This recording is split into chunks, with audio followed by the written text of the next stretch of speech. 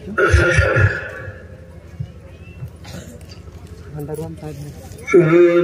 जल्दी चलो। सत्संग का समारोह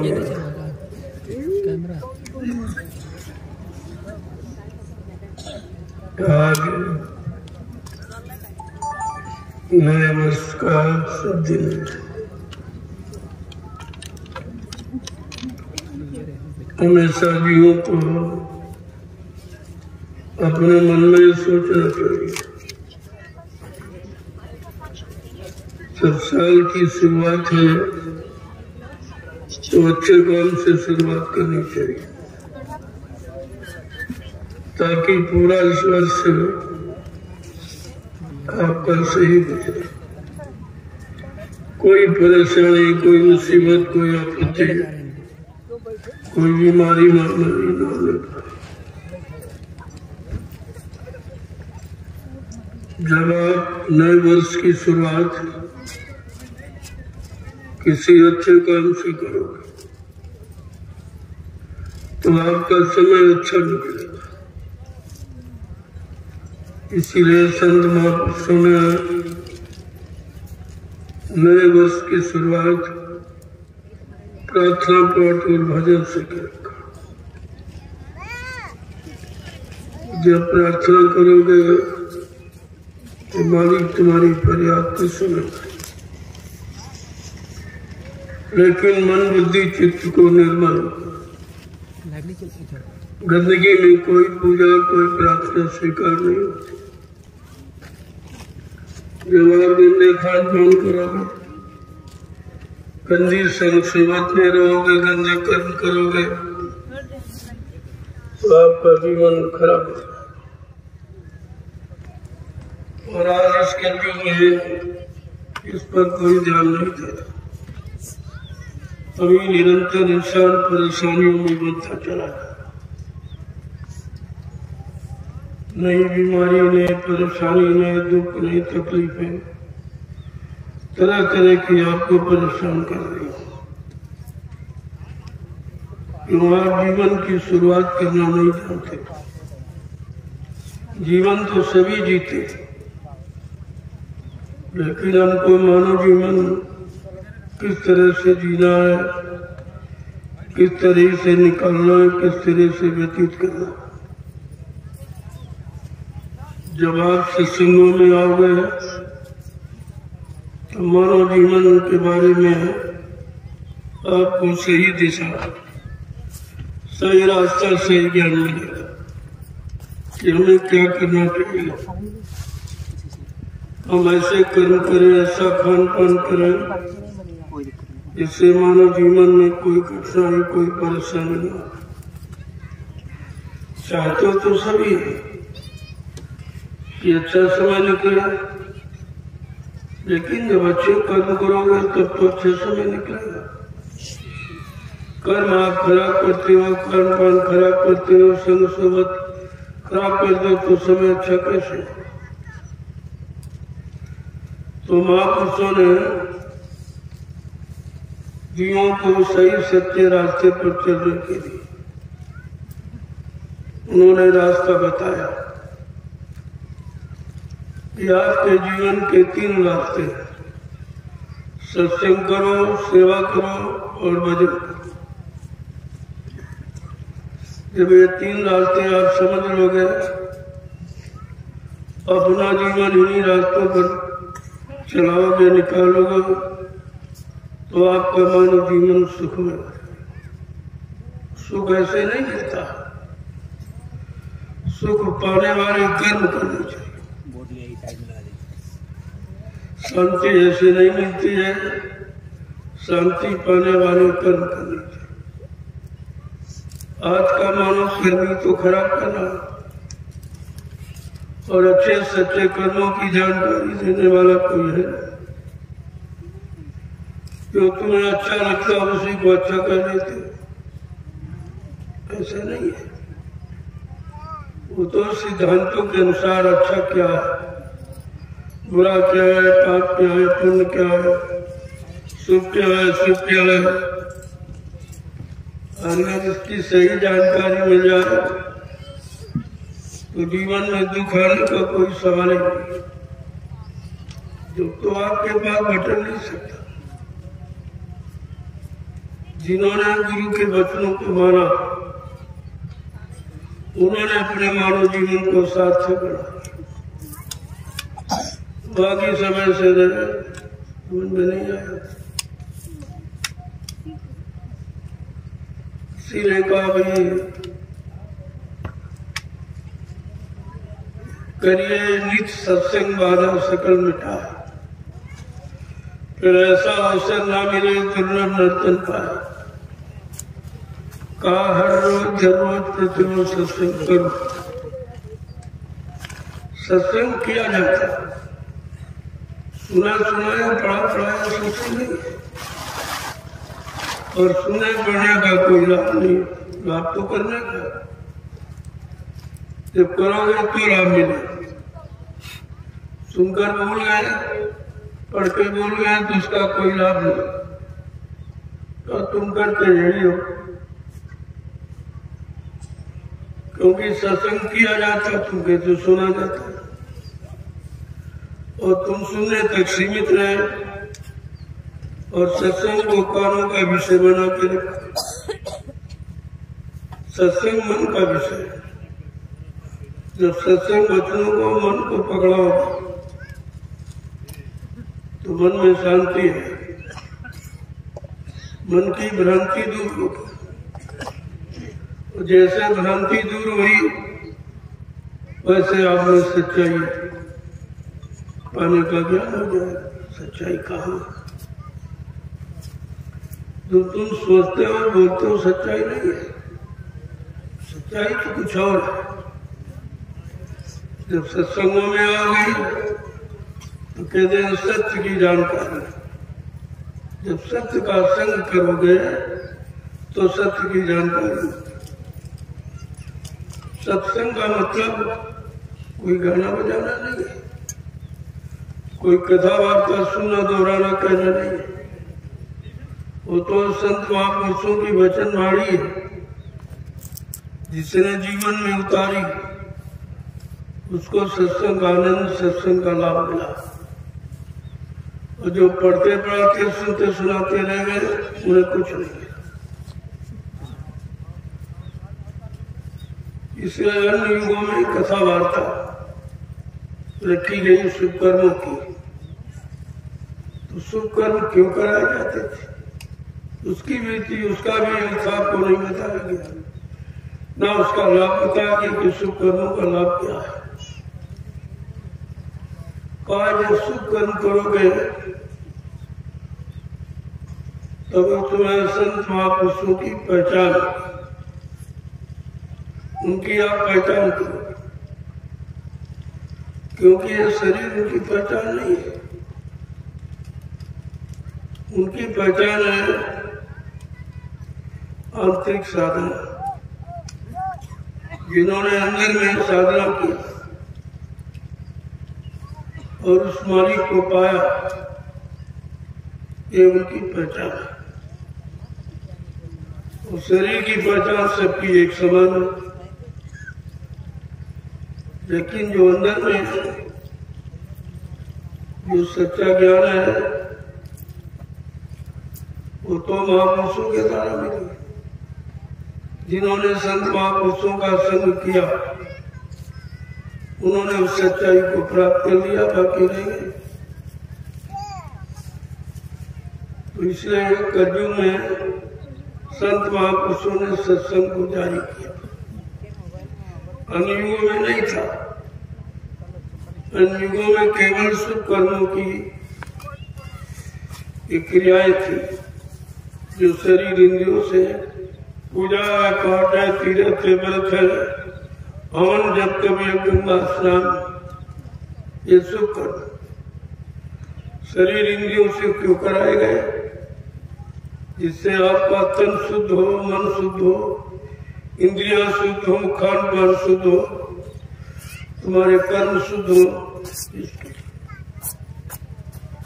जब ये शुद्ध कर्म, अच्छे कर्म, नेक कर्म, भले कर्म करोगे तो तुम्हारा तन मन शुद्ध होता है।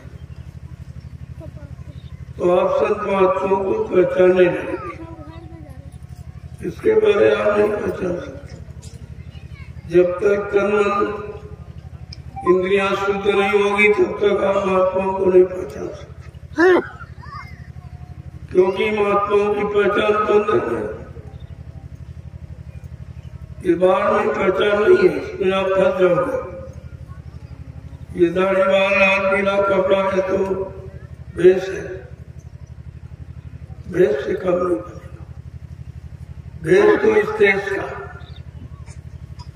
और साधना अपने सत्यदेश की, ये बिल्कुल उल्टा। शरीर के भेष में अगर फंस गए तो धोखा खाएगा। ये तो कोई बना सकता, लेकिन जो अंदर की साधना है वो सब नहीं कर सकते। जिन्होंने मन बुद्धि चित्त को साधा, काम क्रोध लोभ मोह अहंकार ईश्वर आदि से अलग हो गए, उन्होंने अंतर्मुखी होकर मालिक को पाने की साधना की। उसी साधना को भजन कहते हैं। भजन यानी भजो और भगो। किसको भगो? भजो और किधर तरह भगो। अगर यही जानकारी आपको नहीं है, क्या बचना है, किधर भगना, क्या छोड़ना है, किसको पकड़ना है, किधर जाना है, तो जब तक सत्संग नहीं करोगे तो आपको अपने देश की जानकारी नहीं होगी। और इसीलिए लोग समझ नहीं पाए कि जीवात्मा किस देश की रहने वाली और कहाँ की और कैसे आई और फिर किसने उसको फंसा लिया और क्यों नहीं निकल पाई। ये विषय, इस विषय पर जब तक आप चिंतन नहीं करोगे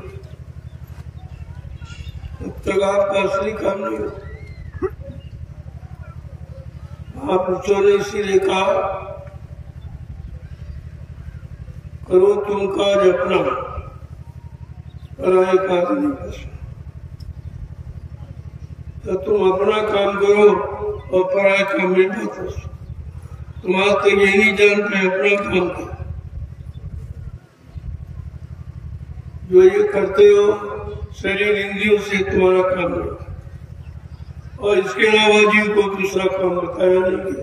जरा क्या जानता, ये अपना काम करो अपना भाई, पराये काम क्यों फंसना। तुम अपना काम करो, पराये काम में फंस के आपको क्या मिलेगा। तो आज तक आपको किसी ने बताया नहीं कि पराया काम क्या है और अपना क्या। अपना काम अपने देश को जाने का, अपने सच्चे देश मंडल मुकाम की तरफ चले, वो अपना काम करते। इधर काल माया के देश में रहने का पराया का।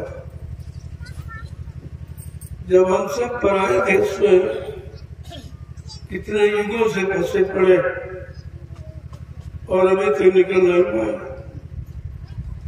न कोई निकालने वाला आया न कोई निकल के गया। तो जानकारी देगा कौन?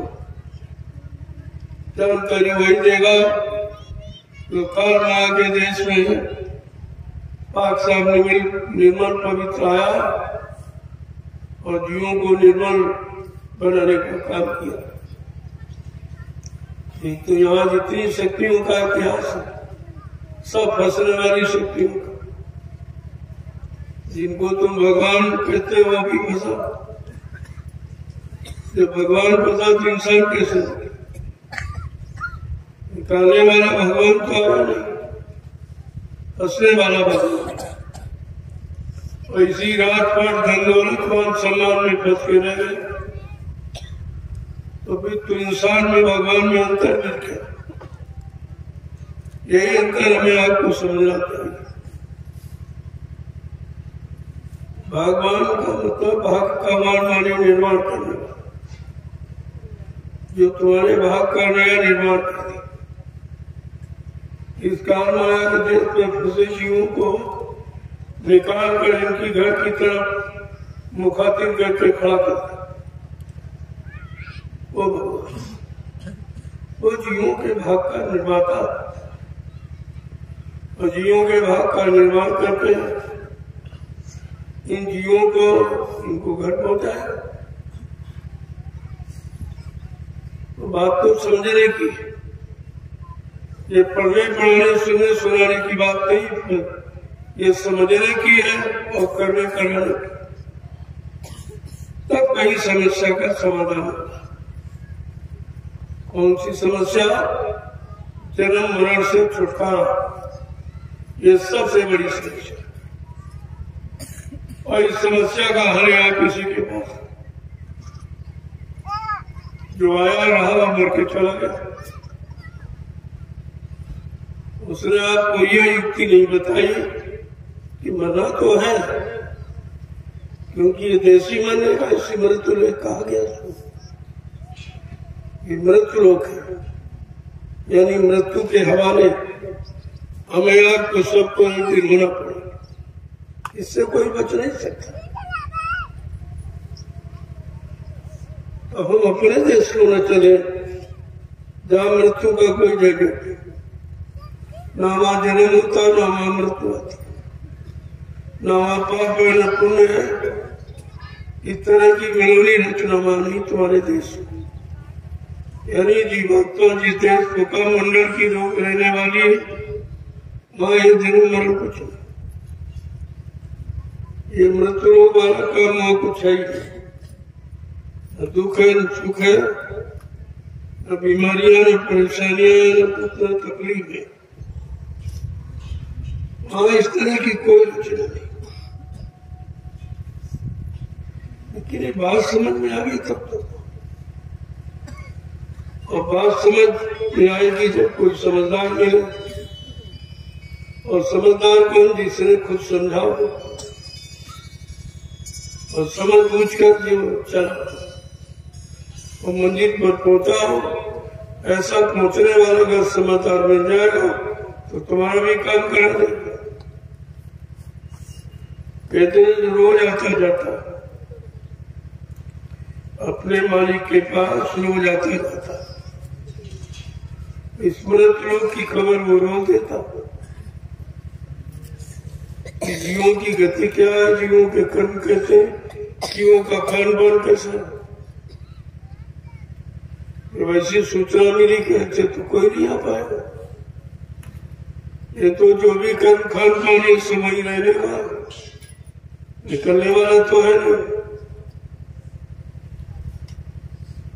कहा जब तक संत महापुरुष दया कृपा नहीं करेंगे और स्वतः मानव चोला धारण करके जब तक वो मृत्यु लोक में नहीं जाएंगे और जीवात्माओं को जगाने का रास्ता नहीं देंगे, तब तक कोई नहीं हो सकता।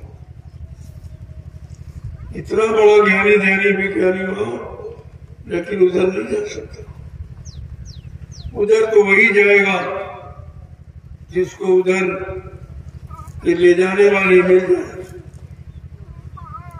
और उनकी पहचान हो जाएगी, उनके बच्चों को सत्य मान लेंगे, अपनी करनी में सुधार करेंगे, वो घर जाएंगे। बाकी कोई नहीं। बड़े बड़े राजे महाराजे बादशाह धनी मानी आज भी नरकों में पड़े नहीं, क्योंकि पहुंचाने वाले उस समय आए ही नहीं थे, ले जाने वाले तो जीव जाता कैसे? जीव में स्वयं सामर्थ्य शक्ति तो है नहीं कि अपने आप चला जाए, उसको तो सहयोगी और सहयोग दोनों की आवश्यकता। न सहयोगी मिला न हमको सहयोग मिला, तो सब के सब बसे रह गए, इतने जीव निकल गए। अब ये अवसर आपको मिला है, उसमें भूल भरम में आप पड़ गए। यही भूल भरम तुम्हारे भटकने का उलझने का कारण, और यह भूल भरम बगैर सत्संग की बगैर संत महापुरुषों के वचनों के ये कोई दूर नहीं कर सकता। कहते किताबें नहीं दूर करें, किताबें पढ़कर कोई महात्मा नहीं बन सकता और किताबें किसी को महात्मा बना नहीं सकती। जब तक वो महापुरुष महान आत्माएं मृत्युलोक मंडल पर नहीं आएंगी तब तक कोई किसी को महात्मा बना नहीं सकता। अरे आत्मा मान शरीर थोड़ी बनेगा महात्मा, आत्मा शरीर नहीं बनेगा, महान आत्मा भी आत्मा महात्मा, क्योंकि परमात्मा का अंश, परमात्मा का अंश ही महात्मा बनेगा। ये काल का अंश, काल की शक्ति कभी महात्मा नहीं बन सकती।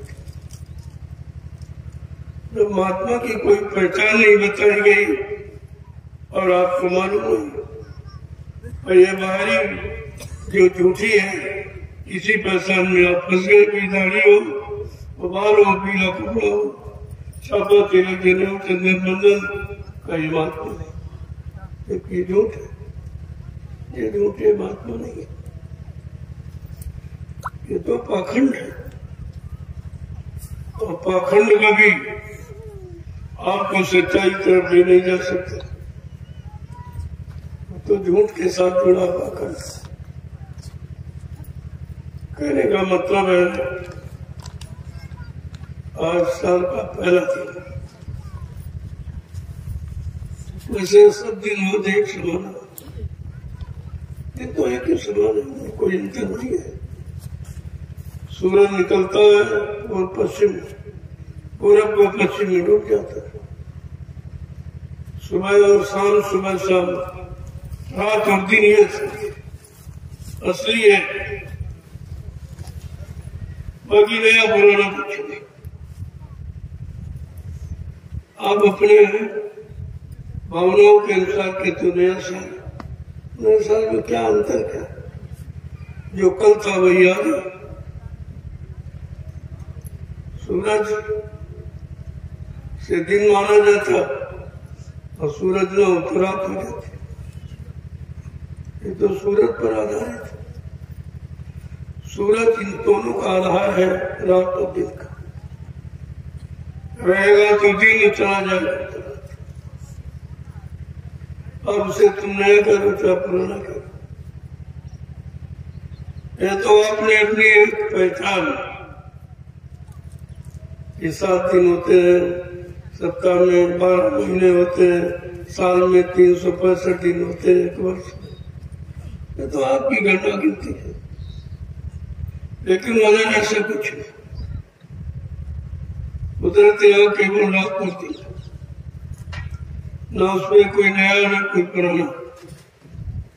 ऐसे आप पुराना कह लीजिए, बहुत दिनों से सूरज निकला, पता नहीं कब से निकला, कब तक निकलता रहेगा। लेकिन एक घटना, एक गिनती, एक व्यवस्था चलाने के लिए आपने अपनी एक मान्यता ये दी है, दिनों की, महीनों की, सप्ताह की, या आपने एक मानता। वैसे सत्य तो रातों के रोज होते और एक समान होते, तो नया दिन नहीं, पुराना काम के नया साल। कोई नया काम, कोई अच्छा काम किया जाए तब तो मान लिया ठीक भाई, अच्छा दिन है, अच्छा साल है। लेकिन अगर काम बुरे हैं, खान पान बुरा है, सब बुराइयों में चला जाए तो अच्छा काम। किसे आप नया साल और नया दिन, नया वर्ष कहते हैं, इसमें नवीनता क्या है, कैसे नया कहते? कोई नया काम, कोई नई सोच, कोई नई युक्ति, कोई नई व्यवस्था, कोई नई भूमिका तो तुम्हारे जीवन जीने के लिए बनाई नहीं गई, तो तुम्हारे लिए क्या नया क्या पुराना। लेकिन एक व्यवस्था है, उस व्यवस्था को सभी लोग मानते हैं। झूठ देश में व्यवस्था भी झूठ है, ये संसार ही झूठा। ये संसार ही नाशवान, इसमें कोई चीज नहीं टिकने वाली, एक दिन सब नष्ट हो जाती, क्योंकि जो बना वो बिगड़ेगा जब, आया हो जाएगा जब। सत्य तो ये है, लेकिन हम जीवन को कैसे जिए, ये जीवन जीने की कला है, जो हमें आपको बता दिया गया कि साल में 365 दिन होते हैं, 12 महीने की साल मानी जाती है, महीने में 30 दिन होते हैं, महीने में सप्ताह होता है, 4 सप्ताह होते हैं, ये सब गिनती है। बाकी ये गिनती कोई सत्य नहीं है। आप कहते हो आज रविवार, हम कहते हैं आज सोमवार, क्या अंतर बताएंगे, कैसे आप सिद्ध करेंगे? तो ये व्यवस्था चलाने के लिए ये मानव ने अपनी व्यवस्था के लिए ये व्यवस्था बना दी, उसी में अवगणता गिनती गणना किया करते, अब ये दिन आ गया, अब ये दिन आ गया, ये महीना आ गया, ये साल बदल गया, नया साल आ गया, ये सब करते रहते। लेकिन कुदरत के यहाँ सब कुछ है, ये मानवीय व्यवस्था है जो मानव ने अपने जीवन के लिए बनाई है। ये समय पर झूठ भी हो जाती, जब झूठ हो जाती, जब कहते भाई वो तो एक आइडिया, एक अंदाज था, उसमें कह दिया गया, ये 100% सत्य नहीं है। कहने का मतलब जब यहाँ कुछ सत्य है ही नहीं, और हम यहाँ सत्य की खोज कर रहे हैं और सच्चिदानंद पाने की इच्छा रखते हैं, ये तो भूल भरम नहीं है।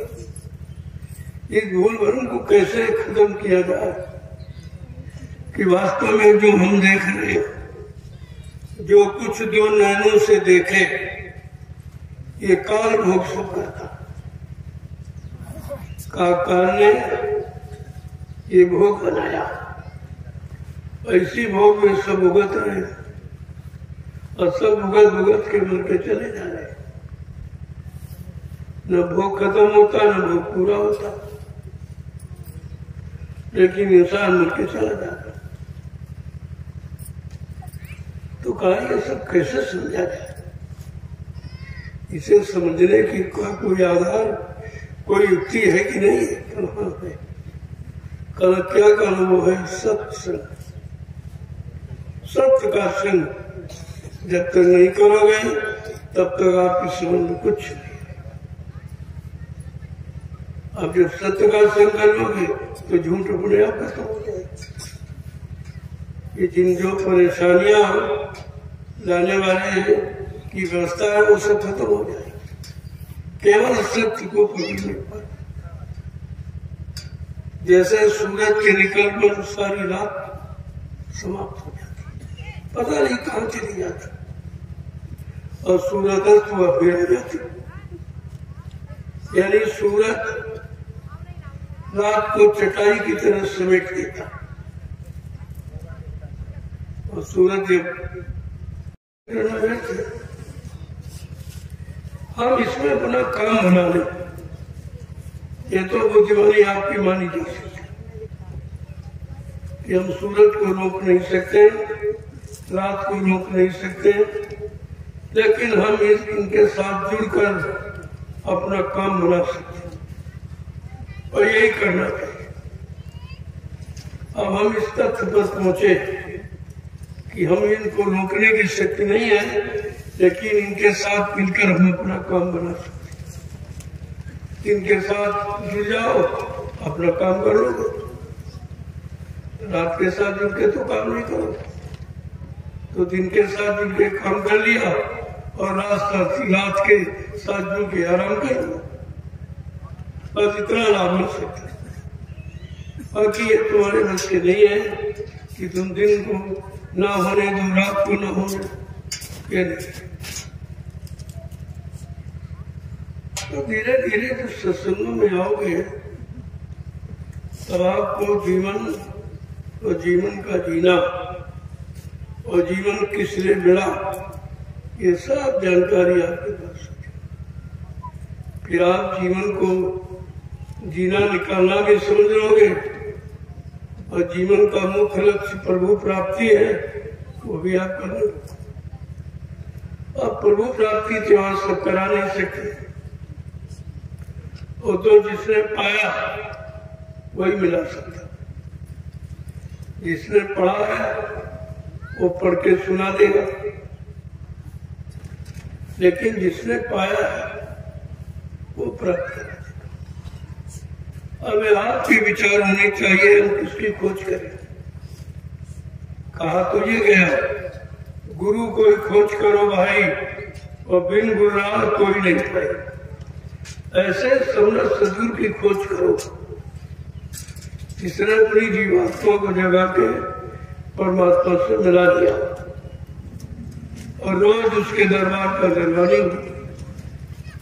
अगर वो मिल जाएंगे आपकी संतुष्टि करा देंगे। जिन्होंने अपनी आत्म संतुष्टि को प्राप्त कर लिया, उनसे अगर मिल जाओगे तुम्हारी भी आत्म सृष्टि करा देंगे, तो आप उनके अनुसार चलोगे। अपनी मनमानी अपने अनुसार चलना ये आपको श्री मंदिर का ज्ञान नहीं करे। वो तो जो पहुंचे हुए हैं, जो वहां गए, अगर उससे मिले तो पहुंचा देंगे। तो इधर भी रहते हैं, उधर की जानकारी भी रखते हैं। वो दोनों तरफ का जानकार, इधर की पूरी जानकारी रखते हैं, हर पल चढ़गरी की, और उधर का भी पूरा ज्ञान रखते हैं। तभी तो आपको इधर से उधर पहुंचा पाएंगे। ऐसे कैसे पहुंचा सकते हो। और जीवों को चाहिए कि हमें कैसे मिले, क्या उपाय करें हमको भी मिल जाए। तो कहा भाई सेवा करो, उनके हुक्म आदेश का पालन करो, उनके बच्चों की सेवा से अपनी जीवात्मा को जगा लो, क्योंकि वो जगा के इधर आ गए। उनमें कोई धोखा नहीं, धोखा तो कच्ची साधना में। कहा भाई कच्ची भक्ति, कच्ची साधना, कच्ची उम्र, ये सब खतर, ये खतरे से खाली नहीं। अब कहा भाई जब समय तुम्हारा पूरा, काय से पूरा, जानकारी से, सच्चे ज्ञान से, जब तुम पूरे हो जाओ तो अपना भी काम बना लोगे और दूसरों का भी, जो तुमसे जुड़ जाएंगे। जैसे तुम चिराग हो, तुम बुझे थे, अब जलने लगे हो, तुम्हारे जले हुए चिराग से जितने भी स्पर्श हो जाएंगे सब जल जाएगा। एक जलता चिराग करोड़ों बुझे चिरागों को जला सकता है, लेकिन करोड़ों बुढ़े चिराग एक को नहीं जला। कहने का मतलब संख्या कभी काम नहीं करती। संख्या में आपको जानकारी होनी चाहिए, संख्या कैसी ये जगाने वाली है, ये बुझी। तो जब तक आप संतों के पास नहीं जाओगे, संत कौन है? जो सत्य को पा चुका, सत्य आनंद की प्राप्ति कर चुका हो, अपनी जीवात्मा को सतरूप सचखंड अनामी धाम पहुंचा चुका। ये उनकी पहचान है, और आपके पास उनकी पहचान है नहीं। ये समस्या जो उलझ गई है, ये जो बिगड़ गई है, सारी जीवात्माएं फंस के रह गई है, काल के कर्मों के जाल में नहीं निकल पाए। उसका कारण है जब तक इस कारण का निवारण नहीं होगा, तब तक आपको कुछ नहीं। वो तो निवारण कर, समस्याओं के समाधान के बाद ही कुछ होता है। तो वे के वचन को जब सुनोगे और समझोगे और अपने मानव जीवन में उतारोगे, अब आपको सत्संग का लाभ दिखाई देगा। ये लाभ ऐसा नहीं है, ये सच्चा है। और इस लाभ को पा जाने के बाद किसी लाभ पाने की इच्छा ही नहीं रहती। तो कहते हैं तुमने ये सब पाया क्यों नहीं? ये 3-3 युगों से खाली क्यों रह गए? ये ऋषि मुनि तपस्या करके नहीं पा पाए, योगी योग साधना करके नहीं पा पाए, ब्रह्मचारी ब्रह्मचर्य का व्रत का पालन करके नहीं प्राप्त कर पाए।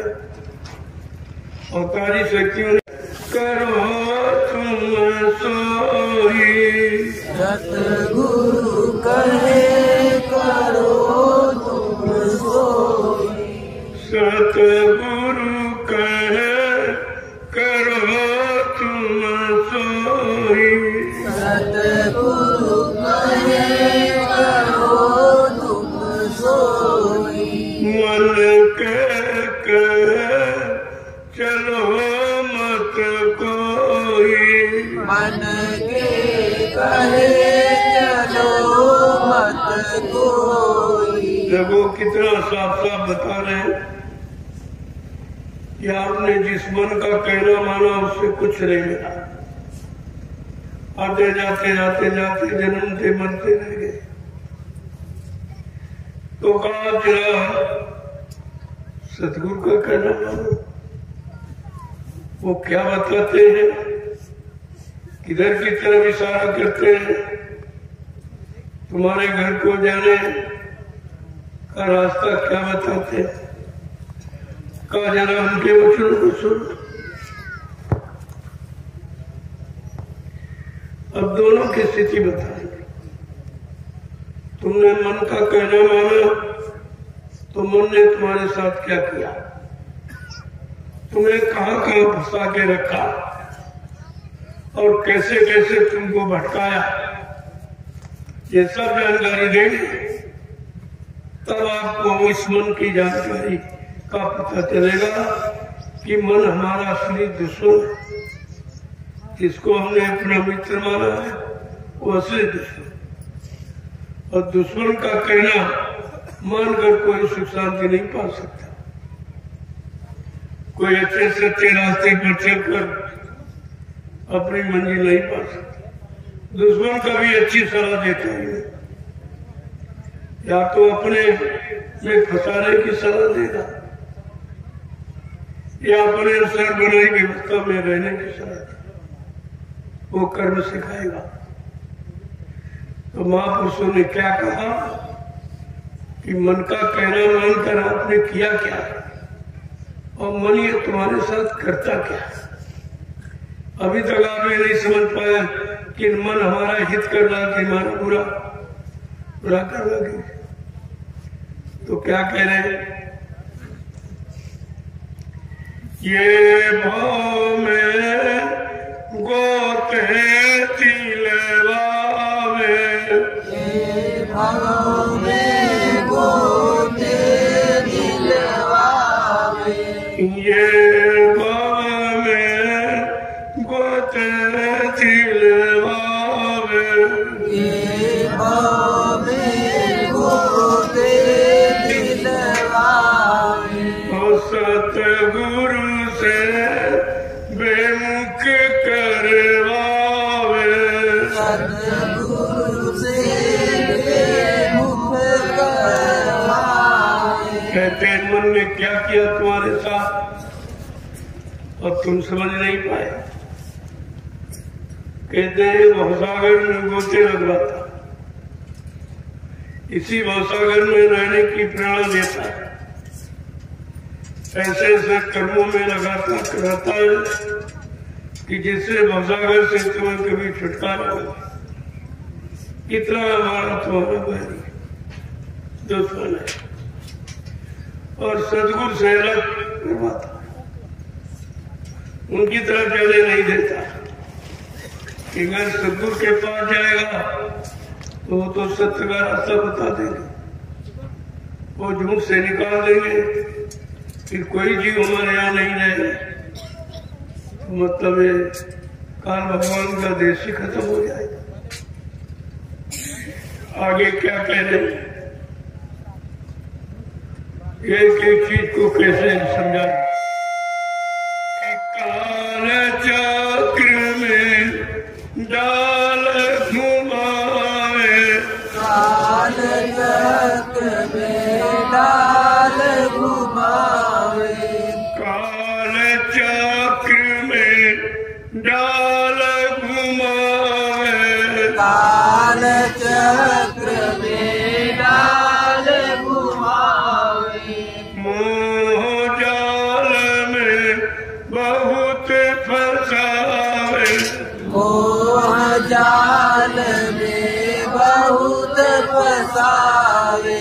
कहते हैं काल का चक्र जो है ये कर्मों का, ये आने जाने वाले चक्र, ये जन्म मरण का चक्र जो है इसी में बार बार घुमाता है। कैसा समझे बता गए, और मोह जाल में बहुत फंसा है। तरह तरह मोह का जाल बहुत प्रबल है जो आपको निकलने नहीं देता। कहते हैं मोह सकल व्याधन कर मूला। संत महापुरुषों ने कहा कि मोह संपूर्ण व्याधियों की जड़ है। तो ये मोह खत्म कैसे होगा? कहा कोई इसका रास्ता है? तो संत महापुरुष कहते हैं हाँ रास्ता है। बिन सत्संग न होए मोह भंगा, बिना सत्संग के मोह भंग नहीं हो सकता। देखो कारण भी बताया और उसका उपचार उपाय भी बताया। अभी तो जीव निकलेगा, केवल कारण बताते रहे तो जीव निकलेगा कैसे? तुम जहां फंसे हो वो भी बताएंगे, कैसे फंसे वो भी बताएंगे, और तुम किसमें फंसे वो भी बताएंगे, अब कैसे निकलोगे वो भी बताएंगे। दोनों तरफ का ज्ञान, तभी उनको कहते हैं पूरा गुरु। पूरा गुरु वही है जो फंसने वाला भी बताए और निकलने वाला, दोनों युक्ति, तब फंसे हुए जीव निकल सकते। आगे समझा के क्या करें एक एक चीज को, कि मित्र न जानो बैरी पूरा, मित्र न जानो बैरी पूरा, मित्र न जानो बैरी पूरा, मित्र न जानो बैरी पूरा, गुरु भक्ति से डाले दूरा, गुरु भक्ति से डाले दूरा। कहते तुम अपने मन को मित्र मत मानो, और तुमने मित्र मानकर इसकी सलाह दी और इसका कहना माना, और जो जो इसने कहा वही आपने किया, तो तुमको फंसा दिया। अब संत बाप तुम्हारे भाई मित्र नहीं है, बैरी पूरा, पूरा दुश्मन जानो तुम। ये फंसाने वाला यही है जो अंदर में बैठा, जो तुम्हारा बैरी था उसको अपनी अज्ञानता में मित्र मान लिया, और कहते हैं गुरु भक्ति से डाले दूरा, और गुरु भक्ति से निरंतर दूर करेगा, भोगों की भक्ति में लगाएगा और गुरु भक्ति से दूर करेगा। जिसको तुमने मित्र माना है वो तुम्हारा पूरा बैरी, और आज भी तुम इसी बैरी की सलाह दो। दुश्मन कभी अच्छी सलाह दे नहीं सकता, वो तो मर मिटने की सलाह देगा। आगे क्या कह रहे कि दारा सुत संपत्ति परिवार, दारा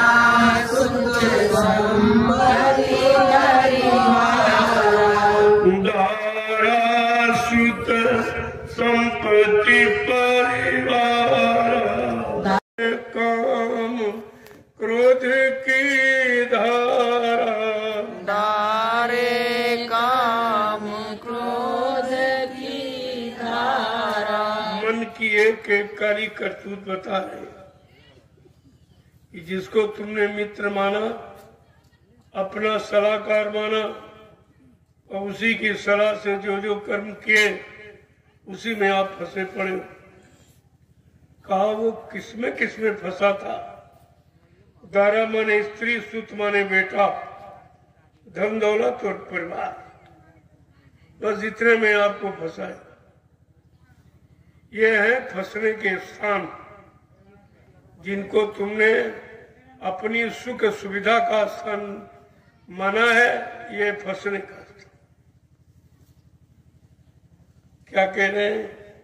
प्यारे काम क्रोध की धारा, और इनमें फंसाया और काम क्रोध लोभ मोह अहंकार की धारा में तुमको बहा दिया। तुम उसी में बह रहे हो, गोते खा रहे हो, लेकिन समझ नहीं पा रहे हो और निकल नहीं पा रहे हो। तो आगे क्या कह रहे हैं? इंद्रिय भोग बास भर मावे, इंद्रिय भोग बस भर मावे, इंद्रिय भोग बास भर मावे, इंद्रिय भोग बस भर मावे।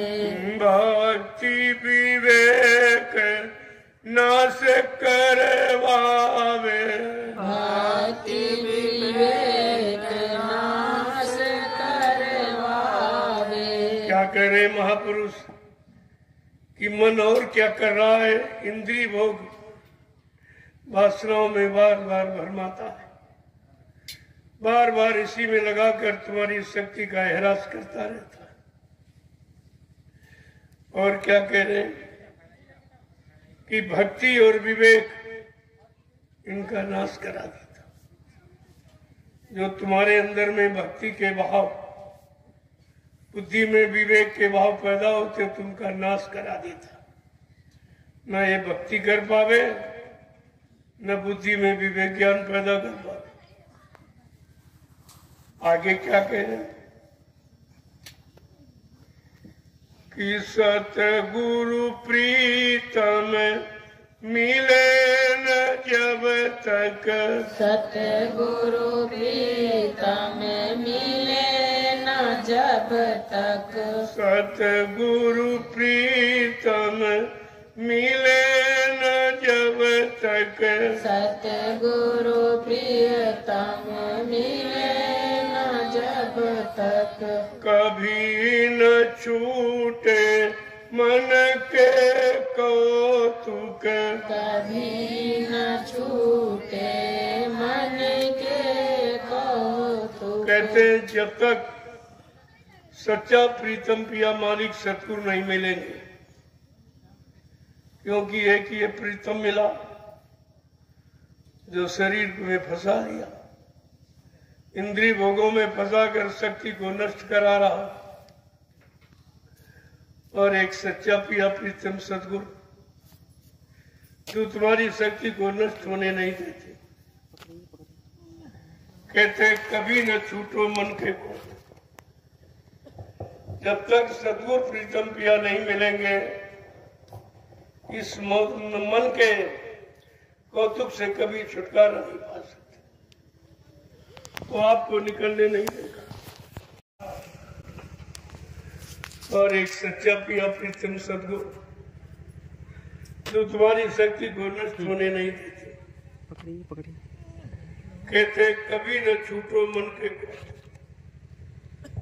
जब तक सतगुरु प्रीतम पिया नहीं मिलेंगे, इस मन के कौतुक से कभी छुटकारा नहीं पा सकते, वो आपको निकलने नहीं देगा। इसलिए कहा मन काल का पूरा एजेंट है, पूरी तरफदारी करता है। और तुम समझते थे मन हमारा है, और इसी मन का तुम कहना मानते, और इसी ने तुमको फंसाया पाप और पुण्य में। और पाप में फंसाकर नरकों में डलवा देता है।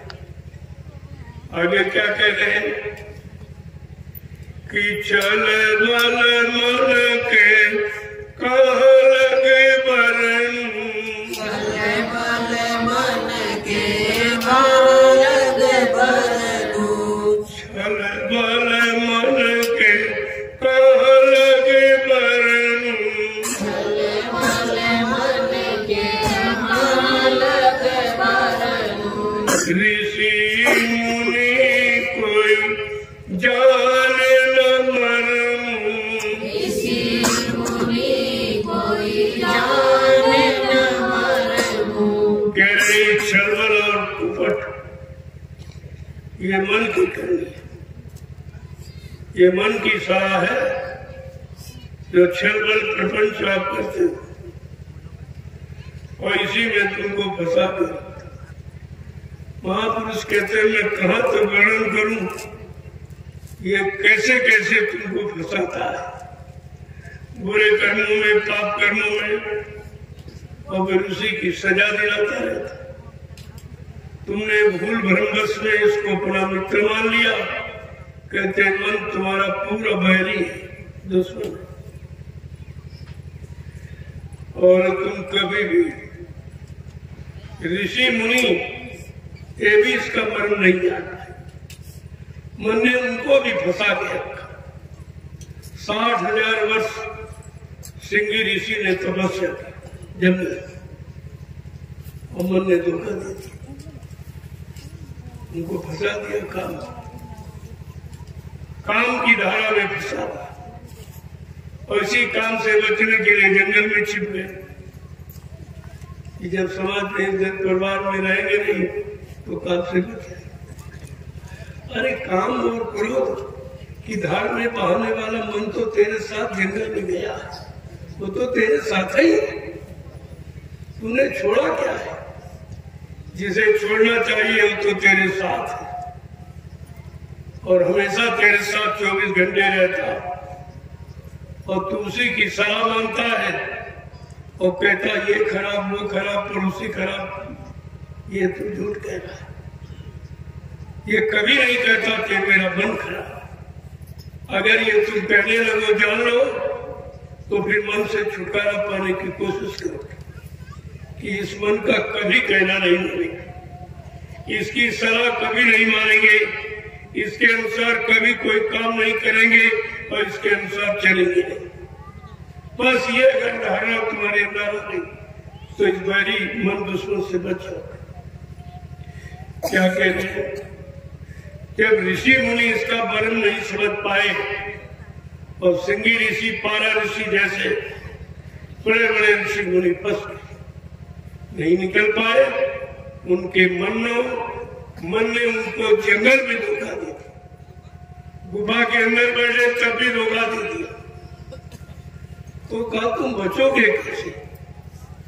कहते जब तक सदगुरु नहीं मिले कि तात सतगुरु को जो निज के, ताते सतगुरु को जो निज के, ताते सतगुरु को जो निज के, ताते सतगुरु को जो निज के, बिन सतगुरु कोई चले न बच के, बिन सतगुरु कोई चले न बच के, बिन सतगुरु कोई चले न बच के, बिन सतगुरु कोई चले न बच के। ऐसे शैतान से अगर बचना चाहते हो मन से तो कहते हैं सदगुरु की खोज करो,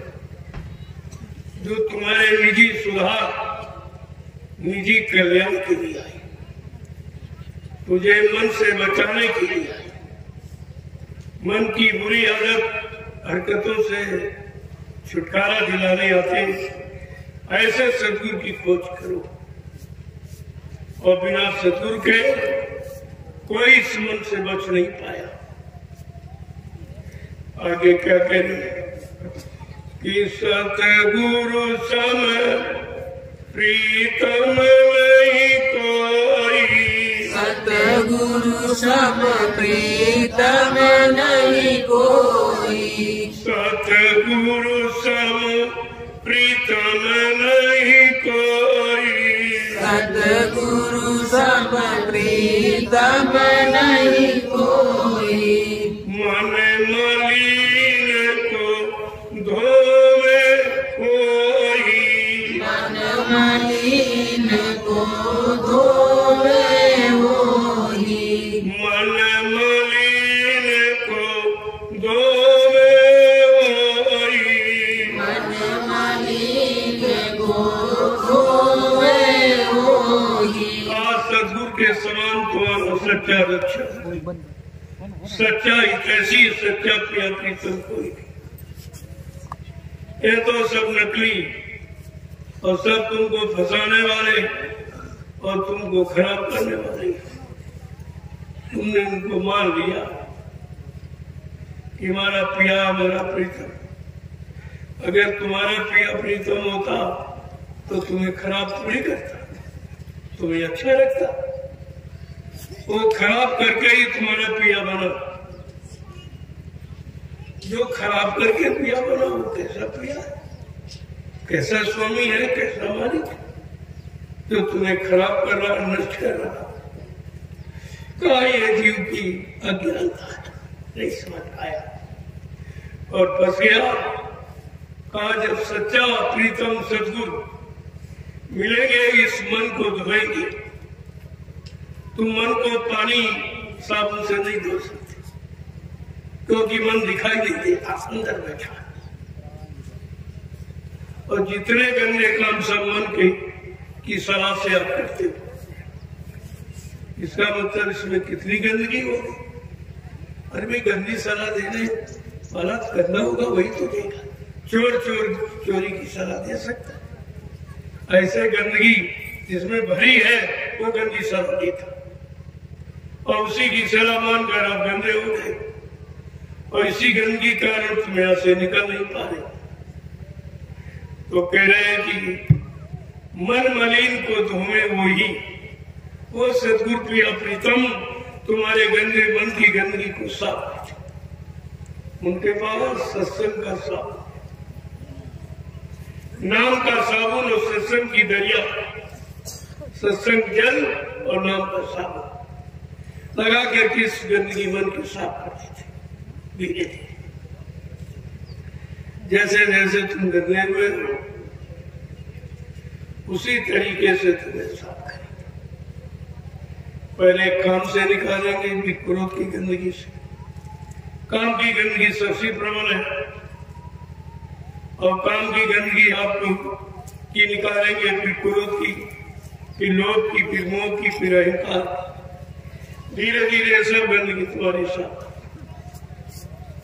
लेकिन काम की गंदगी सबसे प्रबल है जिसमें सारा जीव फंसा।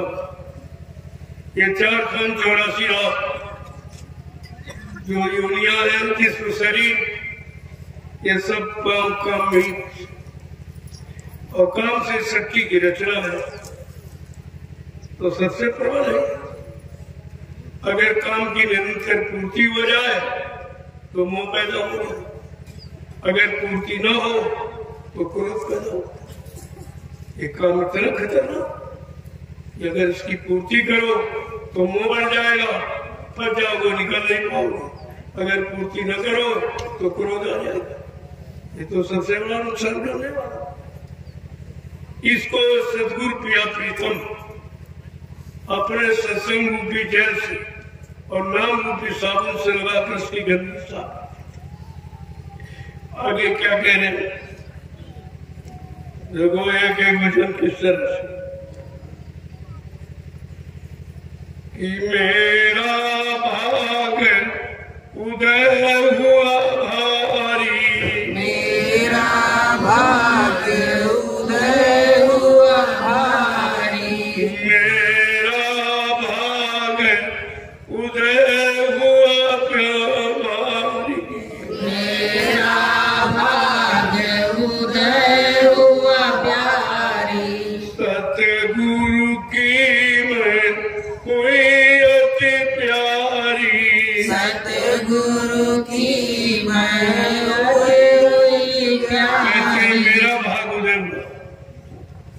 कहा मेरा भारी भाग उदय हो गया, जो मन को धोने वाले आ गए और सच्चे प्रिया प्रीतम आ गए, जो हमारा नुकसान नहीं करे, हमारे होते हुए नुकसान को बचा लेंगे।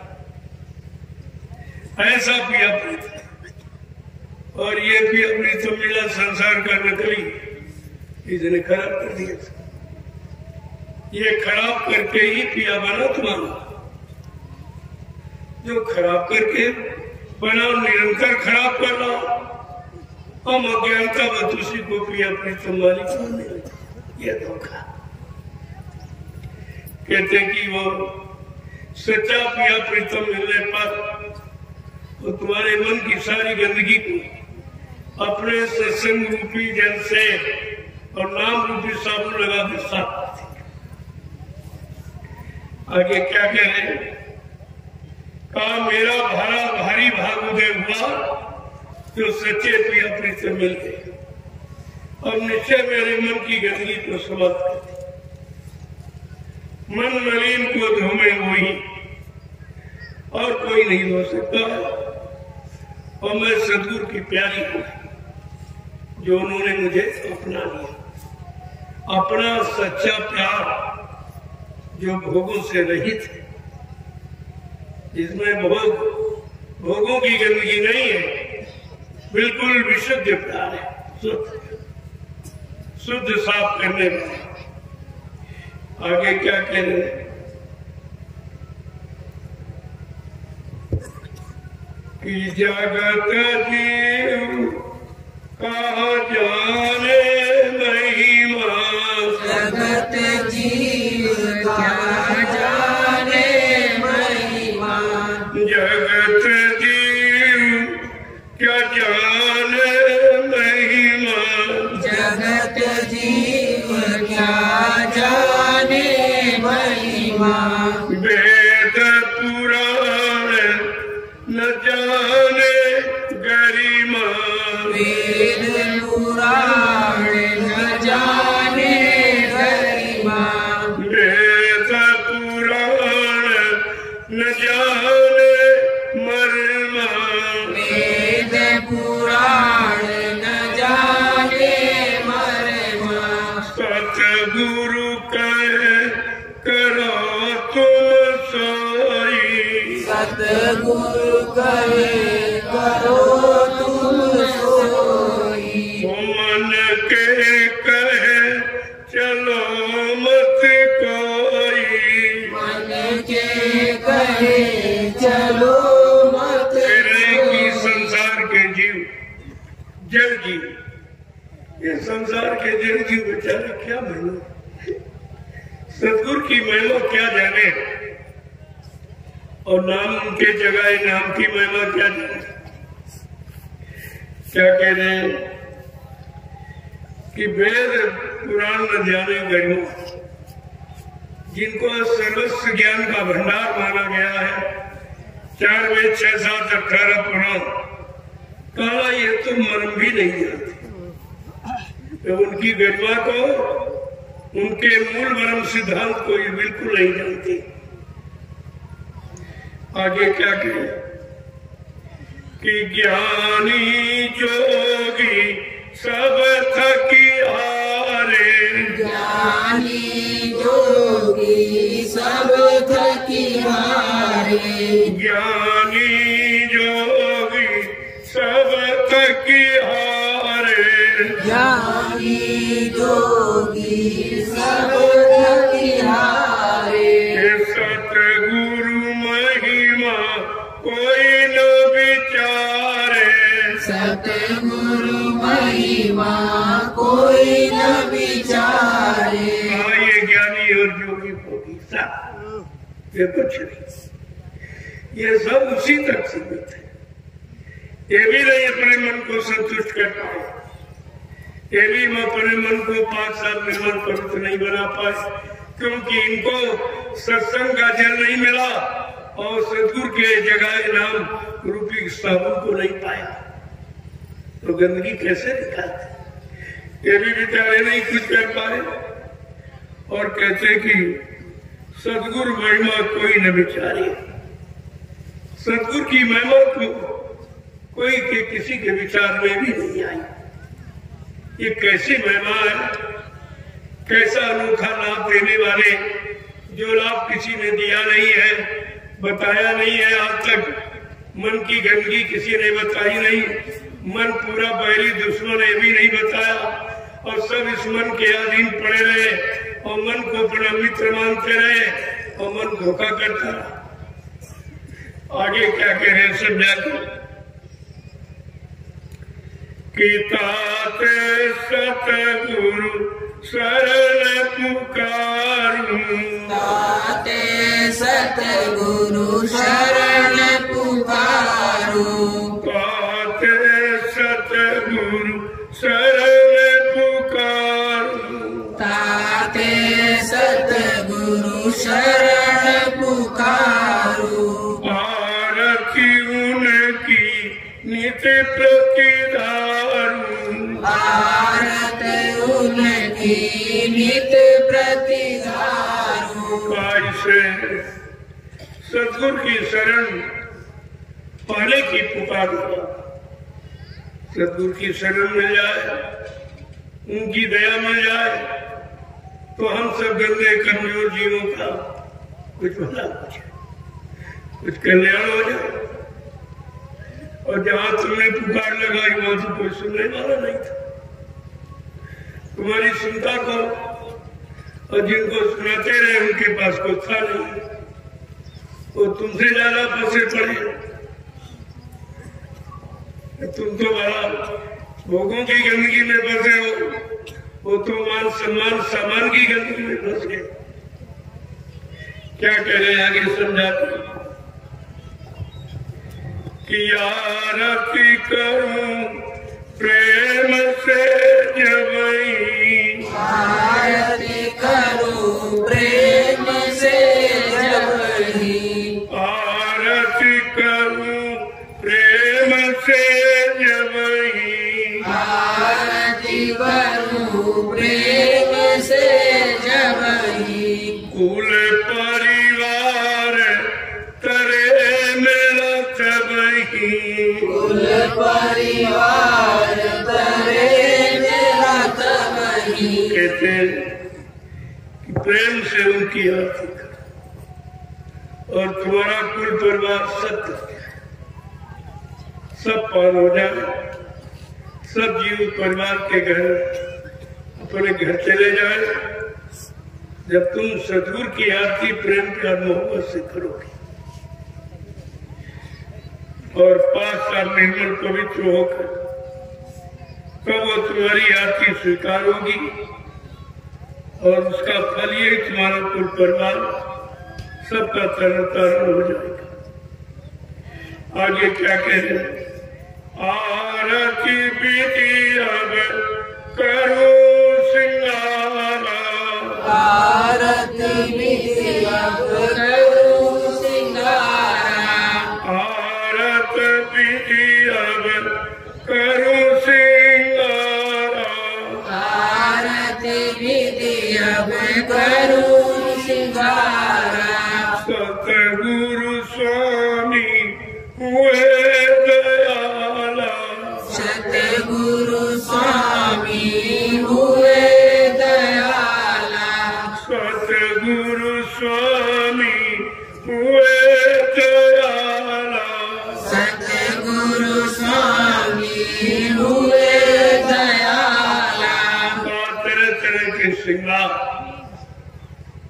श्रृंगार का मतलब ये बाहर की सजावट, ये नकली सजावट नहीं, बिरे बिरे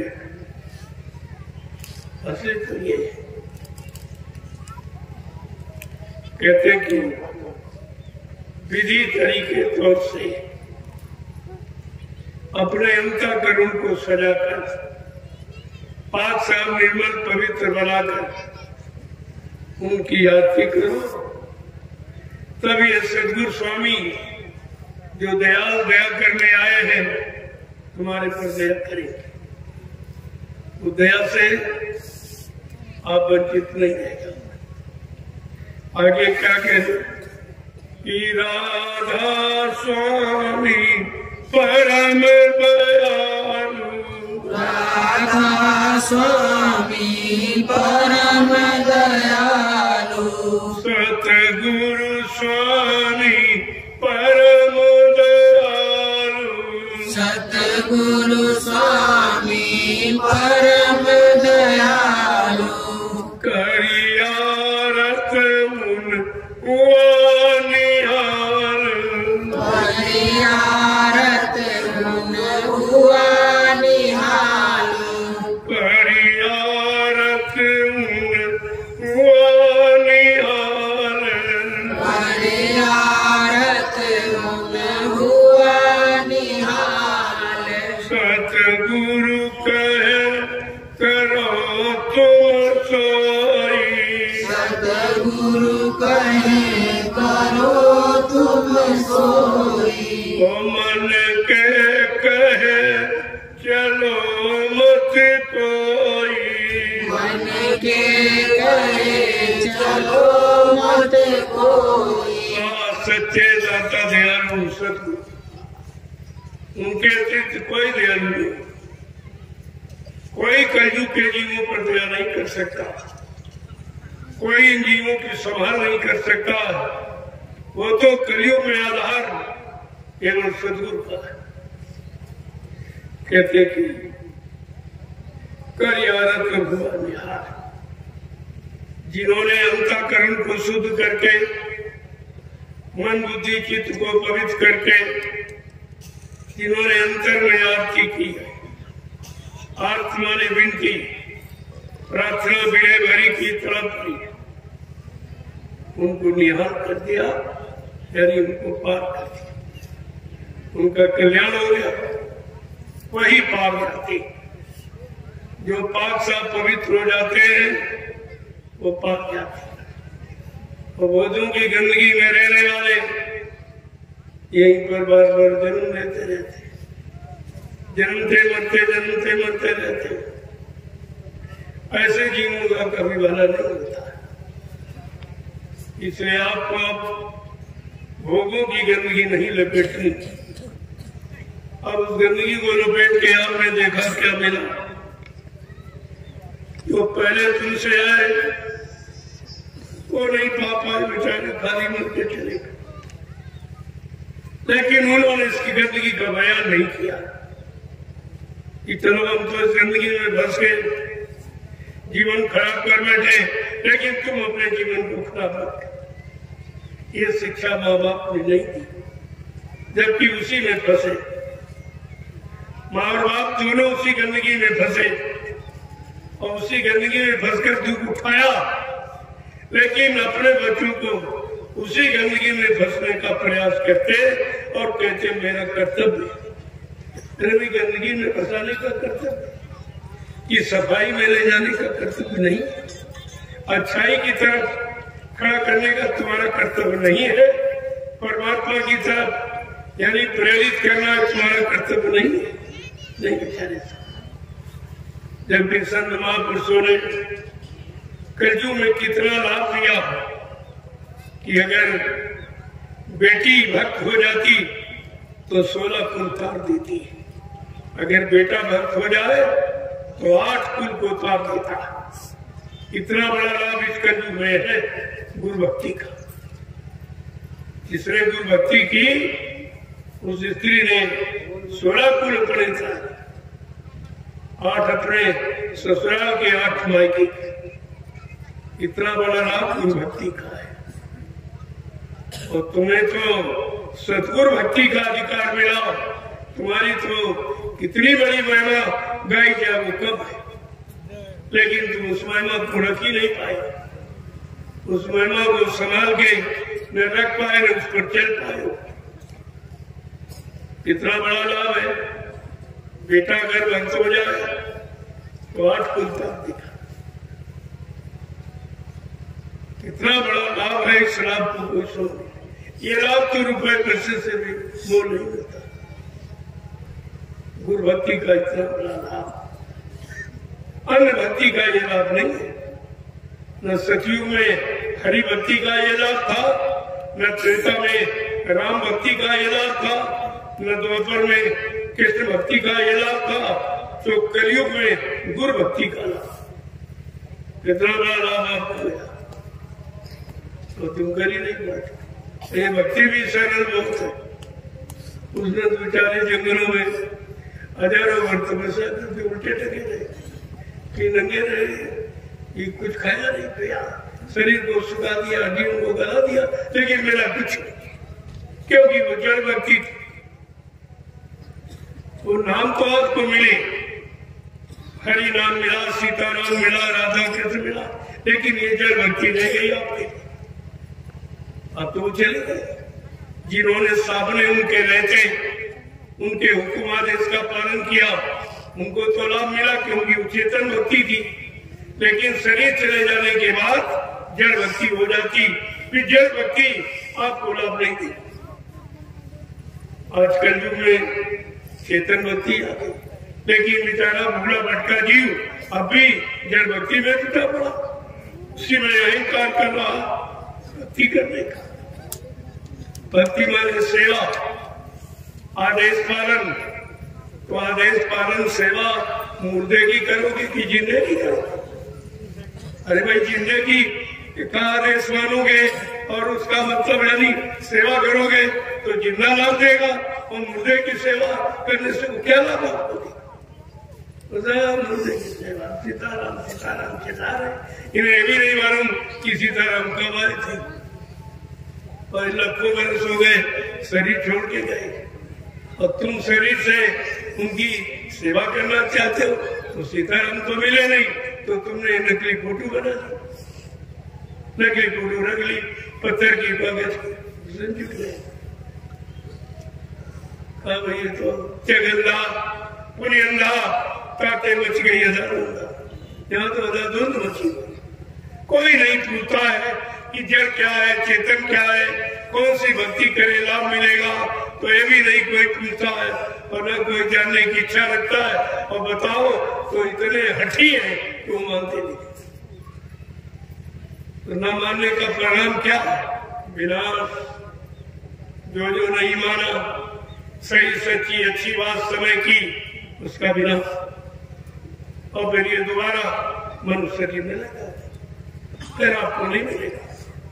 रोते चिल्लाते पछताते अंत में रह जाओगे।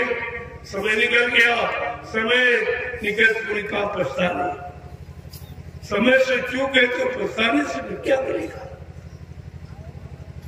इसलिए चेतन व्यक्ति को गोस्वामी महाराज ने इसी जड़ चेतन भक्ति का अंतर बताने के लिए उनको रामचरितमानस में उत्तरकांड लिखना पड़ा। सारे कांडों का उत्तर, सारे कांड प्रश्न है, इन सारे कांडों के प्रश्नों का उत्तर उत्तरकांड है, और नहीं कोई समझता। अभी नहीं कोई समझता, कोई किसी समझ में नहीं आ रहा है कि उत्तरकांड क्या, उसमें सब लिखा।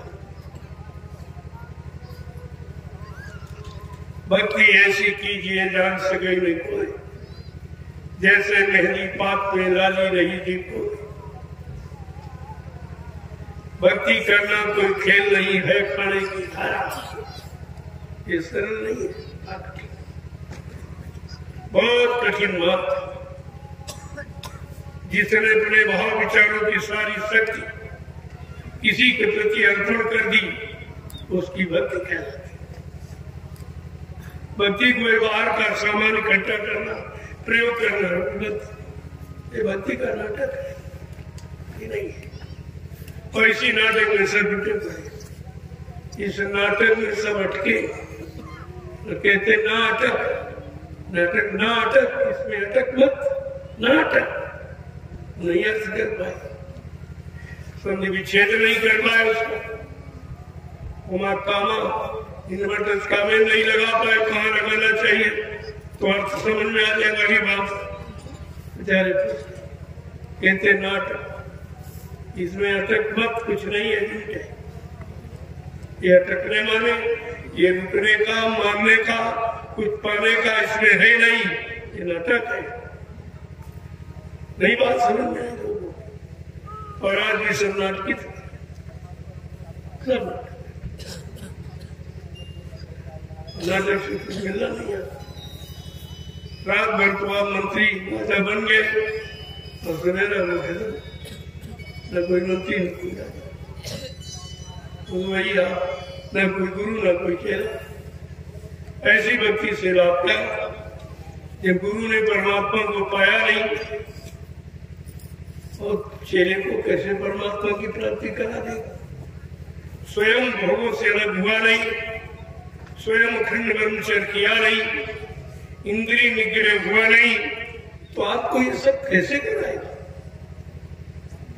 जो इंद्रिय निग्रह है वो आपको सच्चा त्याग करा सकता है, सच्ची तपस्या को फल दे सकता है, अन्यथा बड़ा मुश्किल।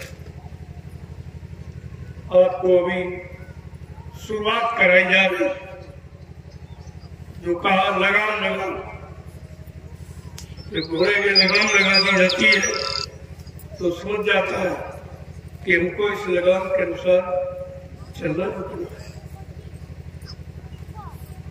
और लगाम इशारा चलेगा और लगाम इशारा करके रोकेगा। इसलिए ये लगाम जो आपको लगवाई गई लंगोटी, ये सब तरफ से लगाम, यही एक ऐसी इंद्रिय है जो सारी शक्ति का ह्रास कर देती, शरीर सब शक्ति निकाल के बाहर कर। और जितनी इंद्रियां हैं तो आप ले आते, वाक से देख कर ले आए, कानों से सुन के ले आए, हाथ पैरों से कमा के ले आए, और जबान से दांतों से चबा के और रस जीवा को दिया, और जीवा ने रस खाया और उसने अंदर में सप्लाई कर। एक ऐसी नारी ये है, इच्छा नारी, जो निकाल के बाहर कर देती, सारी शक्ति को खराब कर देती। इसी पर लगाम लगाने का इशारा महात्मा जिन्होंने लगाम लगाई, लगाकर अपने को जितेंद्रिय बना लिया, हर इंद्रिय पर उन्होंने विजय प्राप्त कर ली। वो आपको जब इशारा करेंगे तो इस लगाम का लाभ धीरे धीरे धीरे आपको इसका लाभ मिलेगा। सत्संग में आते जाते रहोगे, सुमरन ध्यान भजन करते रहोगे, सेवा में मन को लगाए रखेंगे, तो इस लगाम लगाने का लाभ आपको पूरा। ऐसे थोड़ी कह दिया, इसने लगाई है और लगाकर इंद्रियों पर विजय प्राप्त कर ली और जितेंद्रिय को बिल्कुल काबू में कर लिया, कोई इधर उधर हिल नहीं सकती, पता चल जाता, स्पर्श से पता चल जाता भाई इंद्रिय निग्रह हुआ तभी तो उधर स्पर्श का मतलब का भाई दर्शन करो, उनके शरीर का स्पर्श करो, तुम्हें पता चल जाएगा ये शरीर सदा हुआ है कि बिगड़ा हुआ कैसा। इसने शक्ति का संचय किया है, अपने शरीर को शांति प्रीता प्रदान कर पाई कि नहीं करा पाई है, ये सब जानकारी आपको दी जाती, तब तो जी बेचारा कुछ कर ही नहीं पा रहा। जब सब जानकारी सब तरफ का लाभ किया जा रहा, इतना बिगड़ा और इतना गंदा खराब इतनी जल्दी थोड़ी हो जाए, लेकिन धीरे धीरे धीरे आपका काम हो, ऐसा नहीं है। हाँ भाई 40 किलो का वजन रखे हो, 1 किलो निकाल दो तो पता चलता निकला ही नहीं, बाहर उतना ही मालूम देता, निकला तो है लेकिन निकलने का आवाज नहीं, क्योंकि रखा वजन भारी है। तुम्हारे पापों का बोझ भारी, ये थोड़ा बहुत कम हो रहा तो आपको एहसास हो रहा, कभी नहीं, लेकिन नहीं, उसमें खरोच लग रही, खरोच से कुछ न कुछ हो रहा। धीरे धीरे धीरे लगे रहोगे, एक दिन साफ हो जाएगा। जब साफ हो जाएगा उस पर्दे पर तुम्हारा चित्र तुम्ही को दिखाई देने लगे, तब आपकी समझ में आ जाएगा कि साफ। इसलिए जब सत्संग में आओ, बड़ी शालीनता सोनता के साथ एक एक वचन को ऐसे पी जाओ जैसा प्यासा एक एक बूंद की कीमत जानता है। उस तरह कभी कहा भाई सत्संग की भूख प्यासा, तो थोड़े लोग आ गए, बहुत अच्छा, भीड़ भाड़ में शोर शराबा में सुनने को कम मिलता, सेवा कम मिल पाती, भजन करने के लिए माहौल अच्छा नहीं बन पाता, थोड़े में तो सब अच्छा है, ये तो आपको बड़ा अच्छा है। हम भी ये देखना चाहते थे कि कितने लोग अभी इच्छुक बन पाए। उसमें कोई उत्सुकता नहीं है, कोई उत्साह नहीं है कि हमारा मन साफ हो, हमारा तन साफ हो, हमारी बुद्धि में विवेक ज्ञान आ जाए, बुराइयां निकल जाए। तो तुम जब आते ही तो भारी भीड़ में आना चाहते हो, भारी भीड़ में क्या हो? बाजार में कहीं कोई बात समझ में आती है? तो अच्छा समय था और साल का पहला दिन, उनको पूरा वर्ष शांति में निकालना ही नहीं है, अच्छा और सच्चा सुकून में व्यतीत हो, इसकी कोई इच्छा ही नहीं है, नहीं आ बातें नहीं। ये तो ज्ञान आश्रम है, यहीं से आध्यात्मिक ज्ञान का भंडार मिलेगा,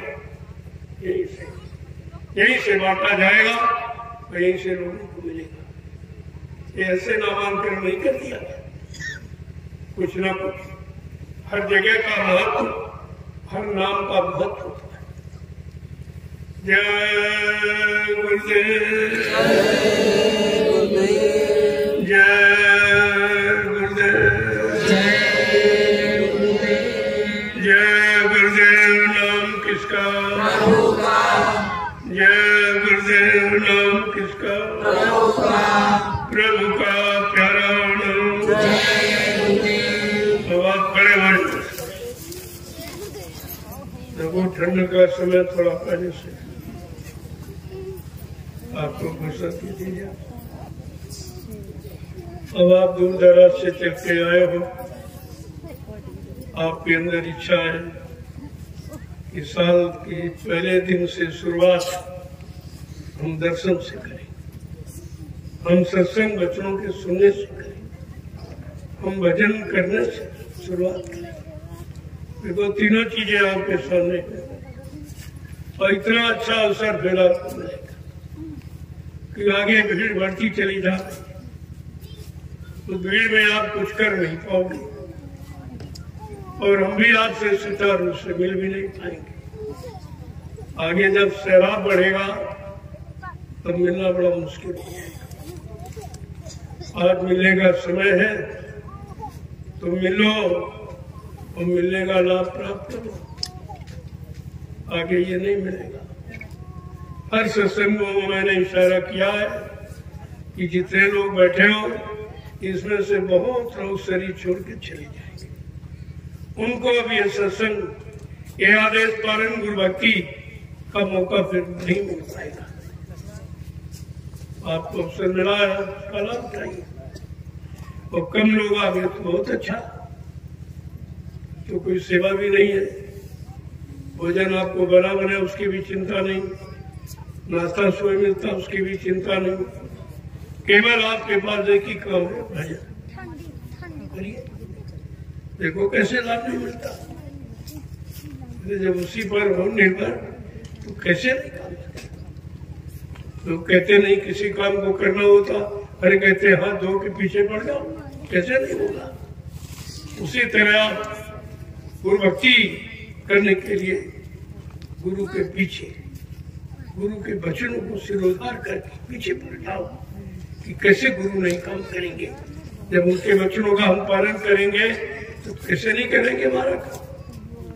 जो काम करने आया वो तो काम तुम्हारा करेगा, उसका तो वादा है जैसे हो वैसे। जिन जीवों को मैंने नाम से जोड़ा या नाम दान दिया, उन जीवों को जब तक उनके घर नहीं पहुंचा दूंगा मैं इस मानव शरीर को छोड़ के जाने वाला नहीं हूं। जब इतना बड़ा उनका संकल्प, आप भी संकल्प करो, मैं दया लेके मानूंगा, कैसे नहीं आप देंगे। मैं दया छीन लूंगा जबरदस्ती। जब तुम्हारे आदेश का पालन करूंगा, हो न हो ये तो तुम्हारे पर है, लेकिन हम आदेश पालन करेंगे। होना होना तुम्हारे हाथ में, हम आदेश पालन करेंगे। हम सुबह शाम हाजिरी देंगे। अब देना लेना तुम्हारे हाथ में, दोनों। हमारा काम आदेश पालन और आपका आदेश भी आदेश पालन करने का। ये तो आपने आदेश नहीं दिया कि कुछ दिखाई सुनाई नहीं दे तो मत करना। अरे कहा तुम हाजिरी तो दो। अगर हाजिरी में ही तुम्हारी तनख्वाह मिल जाए तो इससे सस्ता क्या, इससे सस्ता वो लाभ, परम लाभ, पवित्र लाभ आपको हाजिरी देने पर ही मिल जाए, इससे सस्ता उनको चाहिए। क्योंकि मालिक की खुशी पर निर्भर, वो अपने जीवों पर कैसे खुश है, बिना कराए ही वो खुश है कि हम ले जाएंगे, पहुंचाएंगे। फिर आपको चिंता की करनी क्या, चिंता इस बात की रखो कि ज्यादा से ज्यादा आदेश का पालन हो जाए। कुछ नहीं, ये जमीन में आप लगे, ये कितना बड़ा आदेश है, कितना बड़ा परमार्थी लाभ है जो प्रेमी ये जमीन ढूंढ रहे हैं, खरीद रहे हैं। ये आगे आने वाले जीवों के लिए स्थान बना रहे, बैठने की जगह बना रहे। ये कितना बड़ा काम है, ये तो बहुत सस्ता। ये भी नहीं आप करते तो फिर क्या? भजन तुम्हारे बस का नहीं, सेवा तुम्हारे बस की नहीं, सत्संग याद तुम्हें रहता नहीं, तो ये तो सरल है। तो सरल भी नहीं करोगे तो फिर क्या करोगे, फिर करेंगे क्या? और लाभ तो मिल जाएगा, लेकिन तुम दूसरों को नहीं दे पाओगे, क्योंकि तुमने खुद किया नहीं, तुमको अनुभव नहीं होगा। इसलिए आपसे कराया जा रहा, बाकी कराने वाला इतना महान है कि अपने जीवों को कुछ न कराए और फिर भी मुक्ति दे देगा। वो तो उसकी मौत पर निर्भर है, उसमें किसी की कुछ चलने वाली नहीं है, उसकी मौत पर निर्भर है। मौज करने का सब कुछ हो जाए। इसीलिए कहा कलयुग में क्रिया साध्य नहीं है, कृपा साध्य, कृपा साध्य। उनकी कृपा, उनकी दया, उनकी मौज हो जाए तो बिना किए ही आपको दे दे। लेकिन कुछ तो उनके लायक बनो, कुछ तो आदेश करो। जय गुरुदेव। अब चलो आपकी इच्छा मिलने की है, पहले साल का पहला दिन है, सब लोग इसलिए मिलते हैं, ऐसे रोज मिलन हो, रोज दया मिले, रोज दर्शन मिले, ये इच्छा रख के आप आए, अच्छी बात है।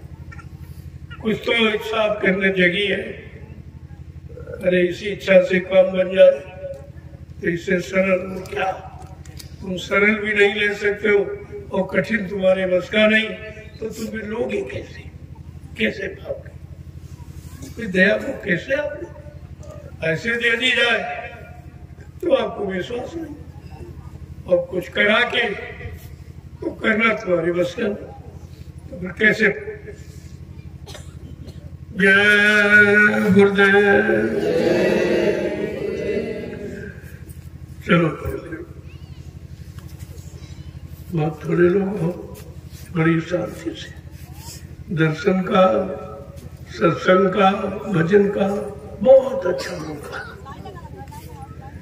और सेवा भी आपकी है, थोड़ी बहुत सेवा तो है ही। ये जमीन आपकी है, आपकी गाड़ी कमाई से खरीदी, मेरा इसमें कुछ नहीं, न मेरी ये है, इसलिए हमारा कोई स्थायी निवास नहीं है। देखते हो आप अभी कहाँ कानपुर, कहाँ लेमिस, कहाँ यहाँ, कहाँ यहाँ, वहाँ पहुँच के फिर कहीं पहुँच जाए, फिर कहीं चले जाए, मेरा तो कोई ख्याल नहीं है, क्योंकि मेरा यहाँ कुछ है नहीं। मैं तो जल्दी जल्दी से एक काम हो जाए अपने घर चला जाऊँ। यहाँ बहुत ज्यादा रहने की इच्छा नहीं है, लेकिन काम हो जाए। जिस काम का संकल्प लिया गया है, कलयुग जाने का, सतयुग आने का, बस इतना काम हो जाए खत्म। जय गुरुदेव। जय गुरुदेव। अब आप लाइन से खड़े हो जाओ और आपका नए साल पर दर्शन कर लो, आपको प्रणाम कर लो और ये महाप्रसाद आपको दे दो ताकि आने वाली मुसीबतों से आप बच जाओ।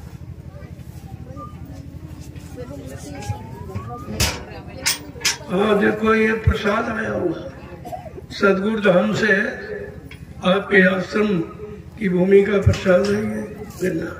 सर्व रोग निवारण है, तमाम तरह की बीमारी से चली जाएगी। ये कैप्सूल समझिए, गन्ना मत समझिए, कैप्सूल।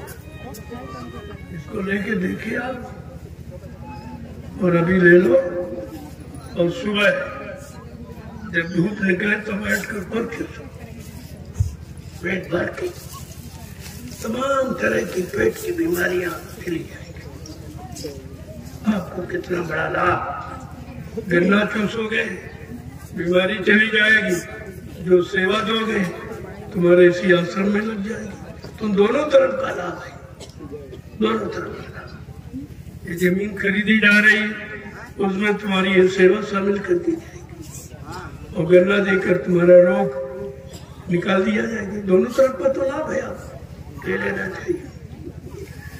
ये कोई बिक्री व्यापार नहीं है, ये सेवा जो आप दोगे तो वो जमीन में खरीदने में लग जाएगी या और कोई निर्माण कार्य इधर उधर होना उसमें लग जाएगी। तुम्हारी एक एक पाई में बहुत संभाल के रखता और सब तुम्हारे सामने लगी है, देख लीजिए। निमिष धाम में देखा, यहाँ देख लो और वो प्यारा सब देख लीजिए, सब तुम्हारी लगी हुई सामने है। हम क्या करें, मुझे तो जरूरत नहीं है, लेकिन आपको जरूरत है इसलिए आप देते हो तो मैं उसी अनुसार।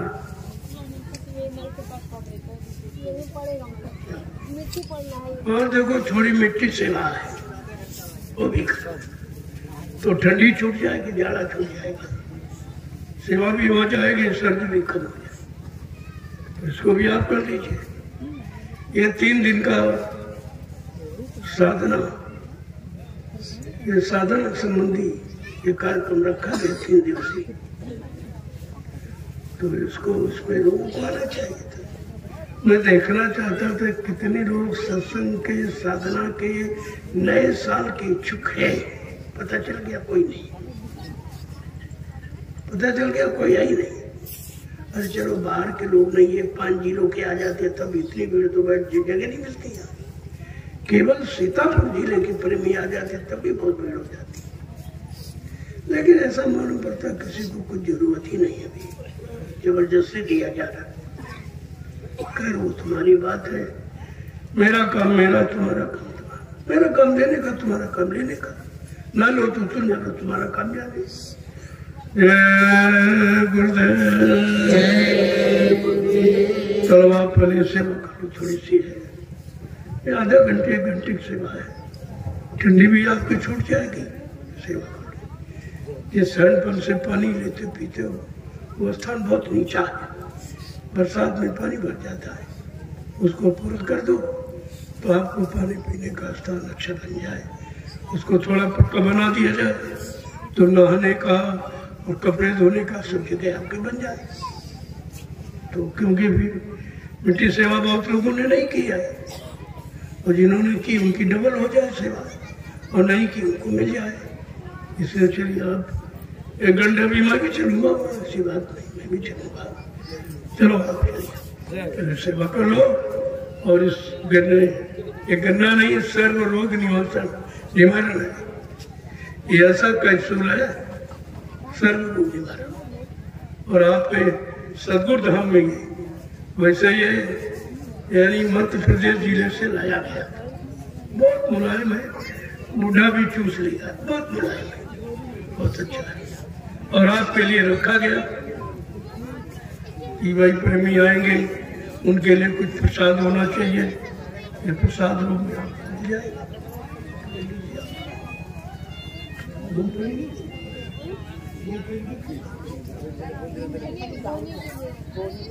अच्छा बोले। हाँ बोलो जल्दी बोलो।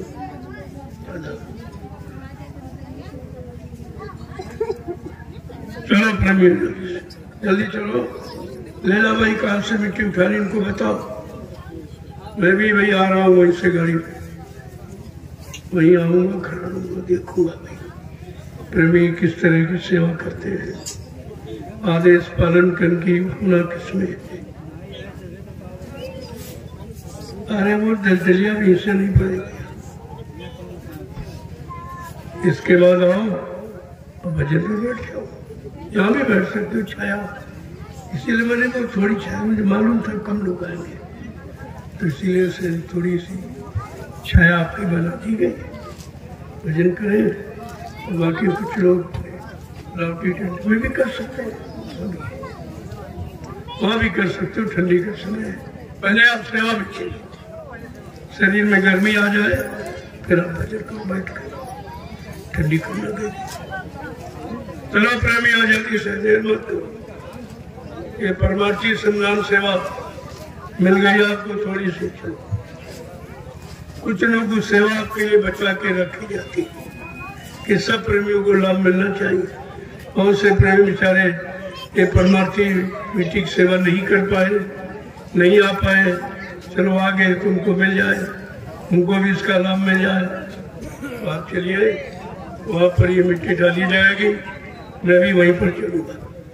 जय गुरुदेव। चलो दर्शन करते जाओ और उधर सेवा में चलते जाओ।